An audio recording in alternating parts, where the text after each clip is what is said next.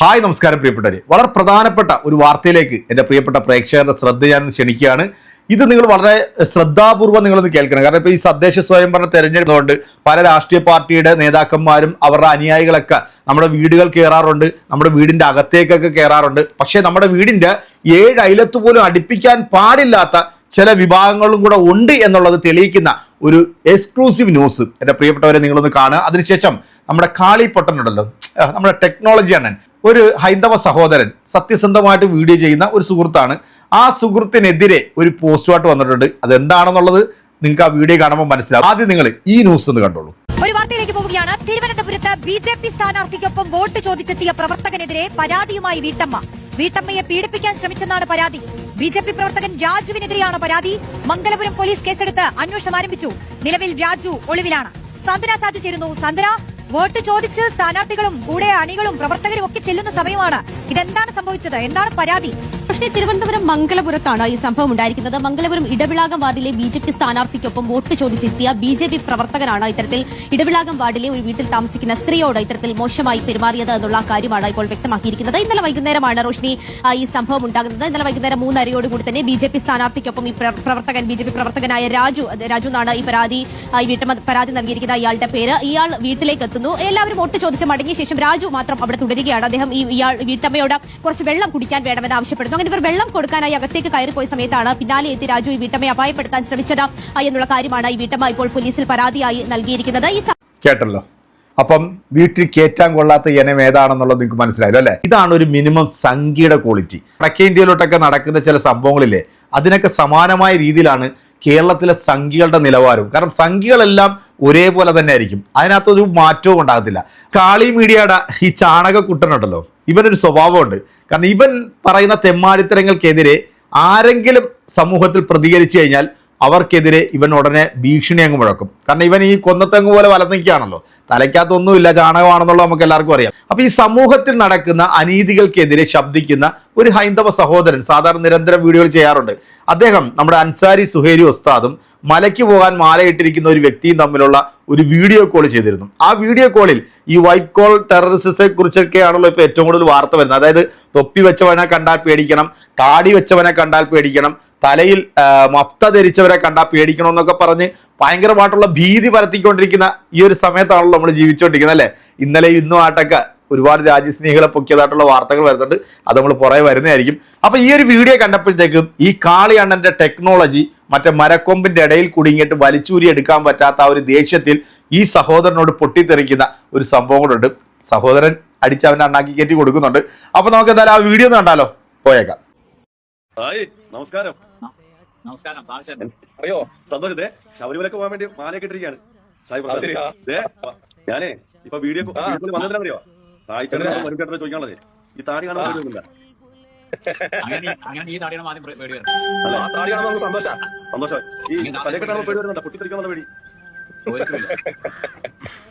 സായി ഞാനിവിടെ ഞങ്ങളുടെ നാട്ടിലൂടെ പാലക്കാട് പോകുമ്പോ സായി എന്റെ തോളനാ കണത്. സായ ഒരു നിമിഷം എന്നൊക്കെ പേടിക്കൂടായിരുന്നു മനുഷ്യ, പൊട്ടിത്തെറിക്കുന്നു. എന്റെ ഉസ്താദ് ഇവനോടൊക്കെ പോയിട്ട് ചോദിച്ചിട്ട് വല്ല കാര്യമുണ്ടോ? താഴെ ഇരിക്കണവൻ ആരാന്ന് എനിക്കറിയില്ല, ആ മേലെ ഇരിക്കണവൻ നിങ്ങളങ്ങനെ ആട്ടിയാട്ടി ജീവിക്കണവനാണ്. അപ്പൊ അവനൊന്നും ഒരിക്കലും സത്യം തുറന്നു പറയില്ല. നിങ്ങൾ സത്യം തുറന്നു പറയുന്ന ആൾക്കാരായിട്ട് സംസാരിക്കണം. ഇവനൊക്കെ എന്ന് പറഞ്ഞാൽ നേരം വളർത്ത വൈകുന്നേരം വരെ സംഗീ എന്ന് പറഞ്ഞിട്ട് മുസ്ലിങ്ങളെ പണിയടിച്ച് 10 രൂപ ഉണ്ടാക്കി ജീവിക്കണവനാണ് അവൻ.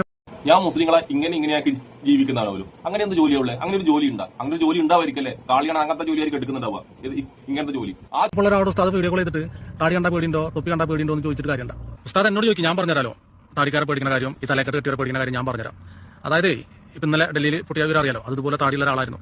അവരെ കൂടെ പിടിച്ചവരും താടിയുള്ള ആൾക്കാരാണ്. പക്ഷെ അവർക്ക് പ്രത്യേക മോഡലുണ്ട്.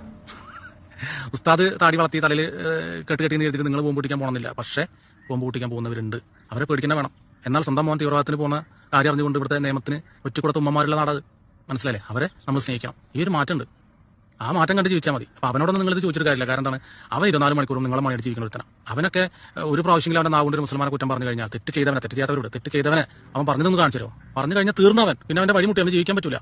മനസ്സിലായില്ലേ? അവരൊക്കെ നിങ്ങളെ കണ്ട് ജീവിക്കുന്നവരാണ്. നിങ്ങളുടെ ഫോളോവേഴ്സിനെ, നിങ്ങളുടെ ഈ പറഞ്ഞ പോലെ എന്താ പറയാ ആളുകളുടെ വ്യൂസ് കിട്ടി അതിലൂടെ കഞ്ഞു പിടിച്ച് പോകുന്ന ആളുകൾ. അപ്പൊ അവരോടൊന്ന് അണ്ണൻ പറഞ്ഞു ഞാൻ മുസൽമാനൊന്നും കുറ്റം പറയുന്നില്ല, തെറ്റ് ചെയ്യുന്ന മുസൽമാനൊന്നും കുറ്റം പറയുന്നില്ല. ഞാൻ പറയില്ല, മുസൽമാനെ കുറ്റം പറഞ്ഞില്ല, ഞാൻ ഹിന്ദുവിനെ കുറ്റം പറഞ്ഞില്ല, ഞാൻ ക്രൈസ്തവനെ കുറ്റം പറഞ്ഞില്ല. പക്ഷെ ഞാൻ കുറ്റം പറഞ്ഞത് ആരെയാണ്? മുസ്ലിം നാമധാരിനെ ഞാൻ കുറ്റം പറഞ്ഞിട്ടുണ്ട്, ഹിന്ദു നാമധാരിനെ ഞാൻ കുറ്റം പറഞ്ഞിട്ടുണ്ട്, ക്രൈസ്തവ നാമധാരിനെ ഞാൻ കുറ്റം പറഞ്ഞിട്ടുണ്ട്. എല്ലാ നാമധാരികളും ഞാൻ കുറ്റം പറയും. ഒരു മതവും തെറ്റ് ചെയ്യുന്നില്ല, ഒരു മതക്കാരനും തെറ്റ് ചെയ്യാൻ പറയുന്നില്ല. പക്ഷെ ആ മതത്തിന്റെ പേരിൽ ആ ഒരു നാമം വെച്ച് നടക്കുന്ന കുറെ നാറികളുണ്ട്. ആ നാറികളെയാണ് ഞാൻ കുറ്റം പറഞ്ഞത്. അവരെ ഞാൻ പറഞ്ഞുകൊണ്ടേ ഇരിക്കും എന്റെ കളിയണ്ണ. പിന്നെ അണ്ണൻ ഇടക്കിടക്കെ പറയുന്നുണ്ട് താടി വെച്ചവരെ കാണുമ്പോൾ തൊപ്പി വെച്ചവരെ കാണുമ്പോൾ പേടിയാകുന്നുണ്ട്. അപ്പൊ അണ്ണന്റെ ഇവിടെ കാണുന്ന ഈ സാധനത്തിന് തമിഴിൽ മുടിക്ക് പറയുന്ന പേരായിരിക്കും അല്ലേ, മീ അതായിരിക്കും അല്ലേ പറയാ. ഇതേ പോക്കാണെങ്കിൽ അണ്ണൻ ഇടക്കിടക്ക് കണ്ണാടി നോക്കണം കേട്ടോ. കണ്ണാടി നോക്കിയാൽ അണ്ണനെ തന്നെ പേടിയാവും. കാരണം അത്രമാത്രം വർഗീയത, അത്രമാത്രം വിഷമാണ് അണ്ണന്റെ വായിൽ നിന്ന് വന്നുകൊടുക്കുന്നത് കേട്ടോ. അണ്ണൻ അതുകൊണ്ട് അണ്ണന്റെ മുഖം കണ്ണാടി കണ്ടാൽ അണ്ണന് തന്നെ പേടി തോന്നുന്ന കാലം വരാകുന്നു. നമുക്ക് ഈ വീഡിയോ കോൾ ചെയ്തിട്ട് തലപ്പാവ് പേടിയുണ്ടോ താടി പേടിയുണ്ടോ ചോദിച്ചിട്ട് കാര്യമില്ല. സത്യം പറയുന്ന ആൾക്കാരോട് ചോദിക്കണം. എന്നോട് ചോദിച്ചാൽ ഞാൻ പറഞ്ഞത്ര താടി വെച്ചവരെയും തലപ്പാവ് വെച്ചവരൊക്കെ പേടിക്കണം, പേടിക്കേണ്ടവരെ പേടിക്കണം. അങ്ങനെ പേടിക്കേണ്ട ആൾക്കാരാണ് ആ പൊട്ടിയതൊക്കെ, അല്ലെങ്കിൽ അടുത്ത് പൊട്ടിക്കാൻ വേണ്ടി കാത്തുന്നവരൊക്കെ. എന്നാൽ ഈ നാട്ടിൽ തന്നെയാണ് സ്വന്തം മകൻ തീവ്രവാദിയായപ്പോൾ അവനെ കൊല്ലണം എന്ന് പറഞ്ഞുള്ളത്. അപ്പൊ ആ ഉമ്മമാരെ പോലുള്ള മുസ്ലിങ്ങളെ നെഞ്ഞോട് ചേർത്ത് സ്നേഹിക്കണം, അതിന് തെറ്റൊന്നുമില്ല. എന്നാൽ ഈ തലക്കെട്ടും കെട്ടി ഈ പറഞ്ഞ പോലെ താടിയും വളർത്തി മീശയും പഠിച്ച് തീവ്രവാദത്തിന് പോകുന്നവരെ വെറുക്കും വേണം, അവരെ അകറ്റി നിർത്താൻ വേണം.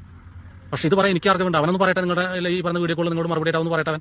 അവന്റെ എന്താ പരിപാടി കൂട്ടി പോകും, മനസ്സിലായില്ലേ? അവന്റെ പരിപാടി കൂട്ടി പോകും. അവന് പറ്റുന്ന പണി അതൊക്കെയാണ്.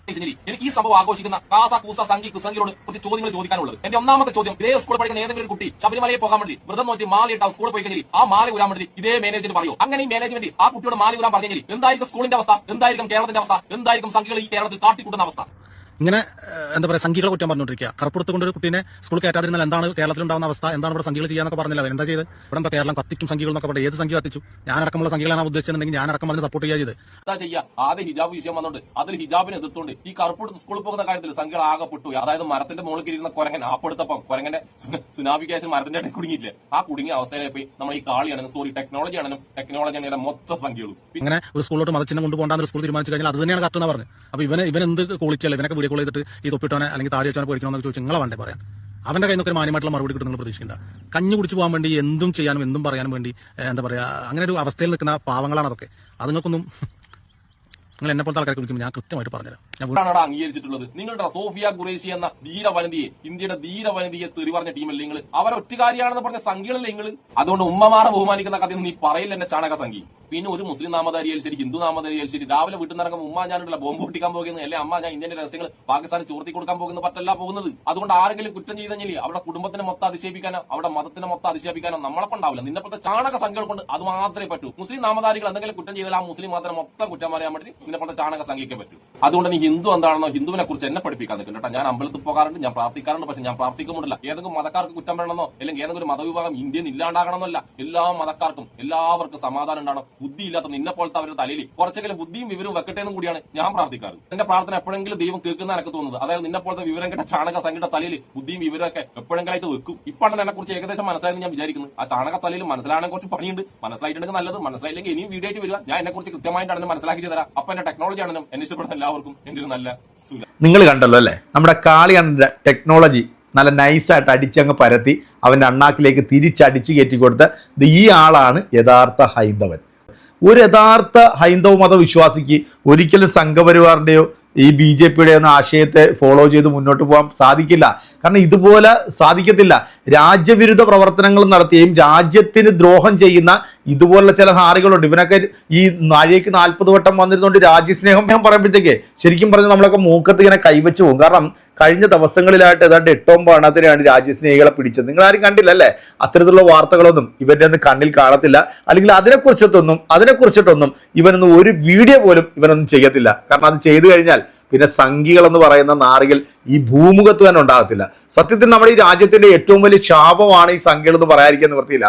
ഈ സഹോദരൻ സത്യസന്ധമായി സംഘികൾക്കും കാസകൾക്കും ഇസ്ലാം മതത്തിൽപ്പെട്ടിട്ടുള്ള നാറികൾ തെറ്റ് കാണിച്ചാലും അവരെ എല്ലാം വിമർശിക്കുന്ന ഒരു ഹൈന്ദവ സഹോദരൻ തന്നെയാണിത്. അപ്പൊ ഈ സഹോദരനെ ചൊറിഞ്ഞുകൊണ്ടാണ് ഇവനിപ്പോ ഈ ഒരു വീഡിയോ ഇട്ടിരിക്കുന്നത്. അപ്പൊ ഇതിനൊക്കെ കൃത്യമായിട്ട് മറുപടി കൊടുക്കേണ്ടത് നമ്മുടെ രാജ്യത്തോട് കൂറുള്ള, നമ്മുടെ രാജ്യത്തെ അനീതിക്കെതിരെ ശബ്ദിക്കുന്ന ഇതുപോലുള്ള സഹോദരങ്ങൾക്കെതിരെ വരുന്ന ഈ വൃത്തികെട്ട സംഘി ചാണകങ്ങളുടെയൊക്കെ അണ്ണാക്കിൽ വേണം നിങ്ങളൊക്കെ മറുപടി കൊടുക്കാൻ. അത് കൊടുക്കുമെന്ന് എനിക്ക് നല്ല വിശ്വാസമുണ്ട്. അപ്പോൾ അടുത്തൊരു വീഡിയോയിൽ നമ്മൾ വീണ്ടും കാണും. അതുവരേക്കും എല്ലാവർക്കും ബൈ.